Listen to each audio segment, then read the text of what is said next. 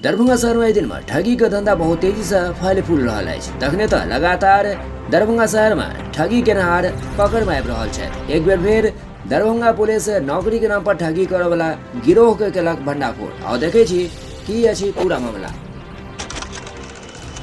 मामले के लिए बुलाई गई है।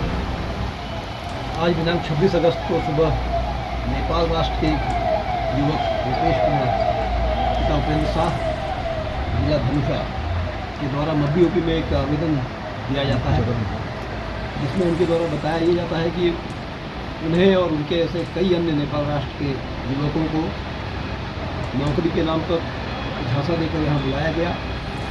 उनसे एक फॉर्म भरवाया गया, 80,000 रुपये लिए गए। कुछ किट वगैरह और नौकरी जो चेन मार्केटिंग होती है उस प्रकार की नौकरी देने का प्रलोभन दिया गया। और इसी प्रलोभन के क्रम में उनके जो भी शैक्षणिक दस्तावेज थे और जो उनके राष्ट्रीयता के कागजात थे, जैसे उनके ड्राइविंग लाइसेंस, उनको भी बड़ी चालाकी से जब्त कर लिया गया और उन्हें लगभग बंधक बना कर रखा गया। 2-3 दिनों में कभी उन्हें खाना दिया जाता था और एक कमरे में अमानवीय तरीके से 15-20 युवकों को रखा गया है। घटना की सूचना मिलते ही सदर थानाध्यक्ष, मब्बी थानाध्यक्ष, मब्बी यूपी के राहुल कुमार, सदर थाना के मंडल जी और मेरे नेतृत्व में एक टीम का गठन किया गया। छापेमारी की गई, लगभग 2 दर्जन नेपाली युवकों को रेस्क्यू कराया गया। जो 5 नामित अभियुक्त थे उन 5 की गिरफ्तारी संभव हो पाई है, जिनमें से कुलजिंदर सिंह पंजाब का है, दीपक सिंह भोपाल का है, मुकेश पासवान, अनिल कुमार शर्मा और रमन कुमार शाह नेपाल के। इनकी जो मार्केटिंग चेन की जो स्कीम थी और इनके फ्रॉड का जो तरीका है वो बड़ा ही ऑर्गेनाइज्ड है, जिससे और लोगों को सावधान रहने की ज़रूरत है। ये आप देख सकते हैं, ये 5-6 पन्ने का इन्होंने एक फॉर्मेट बना रखा है, जिसे एग्रीमेंट का नाम देते हैं। Entrepreneur fashion India marketing private limited नाम की इनकी कंपनी है, जिसका हेड ऑफिस भोपाल में है। उसी के अंतर्गत ये कुछ किट वगैरह देते हैं, अवार्ड के रूप में कुछ टीवियाँ वगैरह, टीवी, स्मार्ट टीवी वगैरह देने का वायदा करते हैं, जो अपने हेड ऑफिस में इन्होंने स्टोर कर रखे हैं, जिन्हें जब्त किया गया है। इन लोगों के पास से बहुत हाई एंड के 8-9 मोबाइल्स जब्त किए गए हैं। स्वाइप मशीन है, वॉश मशीन है, 2 लैपटॉप्स हैं, 3 बाइक हैं, लगभग 5-6 स्मार्ट टीवीज़ हैं और भी कुछ सामान है। कैश कितना बरामद कीजिए? लगभग 70,000 कैश है, लगभग 70,000 कैश है। सर, इस प्रकार के रैकेट का उद्भेदन से क्या आपको लगता है? रैकेट के उद्भेदन के संबंध में एक और बताना चाहूँगा कि अभी भी सूचना ये मिल रही है, जो लड़के रेस्क्यू किए गए हैं उनके द्वारा सूचना ये मिल रही है कि इस प्रकार से नेपाल से प्रलोभन के द्वारा मंगाए गए, लाए गए और इसी शहर में अवस्थित लगभग 20-30 कमरों में और अन्य 100 से अधिक लड़के हैं जिन्हें रेस्क्यू कराया जाएगा, जिनकी डिटेल्स निकाली गई है, पूछताछ की जा रही है। इसके संबंध में कहना यही है कि ये एक ऑर्गेनाइज्ड है और आजकल जो सोशल मीडिया का ज़माना है, अपनी चीज़ों का प्रचार प्रसार करना आसान है। उसका प्रलोभन देते हुए बेरोजगार युवकों को फांस कर अपने झांसे में लेकर 80,000, 90,000 रुपये में ट्रांसफर करा के, उससे बड़ी बात है कि इन्हें लगभग बंधक बना के इन्हें एक्सटॉर्ट किया जा रहा था। बिकॉज इनके सारे शैक्षणिक कागजात, सैकड़ों शैक्षणिक कागजात मिले हैं, कई सारे फॉर्म्स मिले हैं, 1-1 साल पुराने भरे हुए फॉर्म्स हैं, जिन्हें किसी वेबसाइट पर, उनके किन्हीं कंपनी के फोरम पर कहीं भी अपलोड इत्यादि नहीं किया गया, जिससे स्पष्ट है कि इनकी मंशा सिर्फ ठगने में हो चुकी थी और एक्सटॉर्ट करनी थी। सर, इसके लिए आगे पुलिस क्या कार्रवाई करेगी? जैसा इस बड़े रैकेट का उद्भेदन, रैकेट के उद्भेदन के लिए पुलिस की एक टीम भोपाल भी जाएगी, पुलिस की एक टीम नेपाल भी भेजी जा सकती है। जो गिरफ्तार व्यक्ति हैं उनसे सघन पूछताछ की जा रही है, उनके मोबाइल को खंगाला जा रहा है, लैपटॉप्स को देखा जा रहा है, जो वेबसाइट है उनके, जो फॉर्म्स हैं, जो दस्तावेज बरामद हुए हैं, उस समय पूछताछ की जा रही है।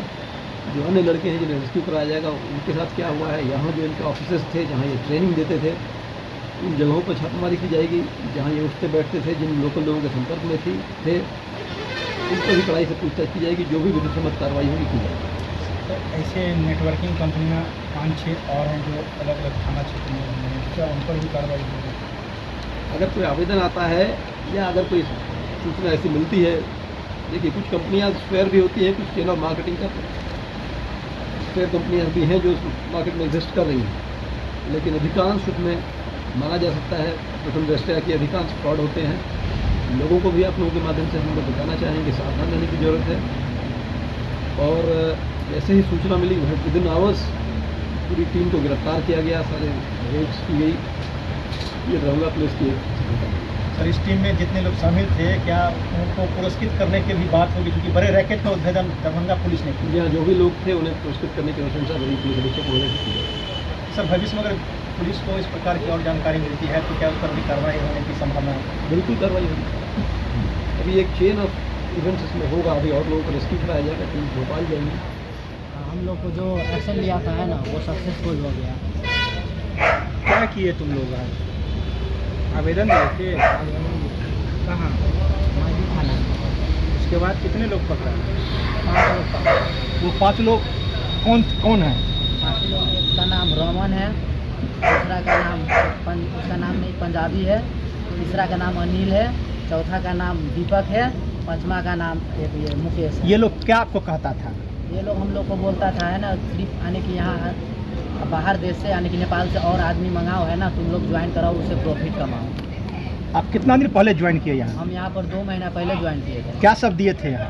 हम यहाँ पर पैसा और अपना नागरिकता जो भी नेपाली डॉक्यूमेंट सब है वो सब थे। तो फिर कैसे आपको एहसास हुआ कि क्या एहसास हुआ आपको यहाँ आने के बाद? यहाँ पर आने के बाद हमको आने की यहाँ पर फ्रॉड होता है ये एहसास हुआ। फिर आप लोग क्या चाहते हैं प्रशासन से? प्रशासन यही चाहते हैं जो पैसा हमारा फंसा है वो वापस आए। कितना पैसा दिए थे? 80,000 इंडियन या नेपाली? नेपाली सभी 80,000।